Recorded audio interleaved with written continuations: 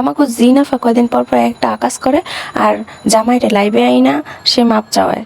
কেন আপনি যখন আকাশ করছেন তখন হুঁশ ছিল না? আপনার যাই তো পাশেই ছিল, তার বুঝ কি তখন ছিল না?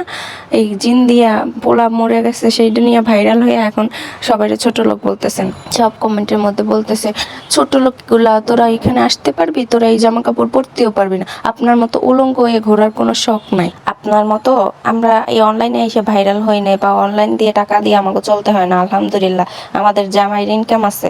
আপনার জামাইয়ের তো ইনকাম নাই দেখে আপনি এরকম ভাইরাল হয়ে ইনকাম করেন। আমরা যদি কোনোদিন ইনকামও করি আমাদের এরকম মিথ্যা জিন দিয়ে ভাইরাল হইতে হবে না। বুঝেন না ব্যাপারটা?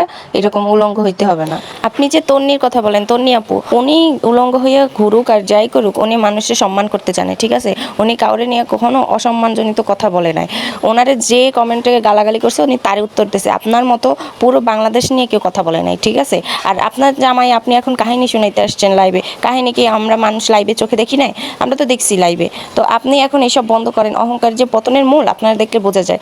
আপনি এত অহংকারে উঠে গেছেন যে আপনার পতন খুব শীঘ্রই আসতেছে। এটা কিন্তু আপনার জামাই নিজেও বুঝতেছে। আপনি একটু লিমিট রেখে কথা বলেন সবসময়, লিমিটের মধ্যে থাকেন। এত অহংকার ভালো না।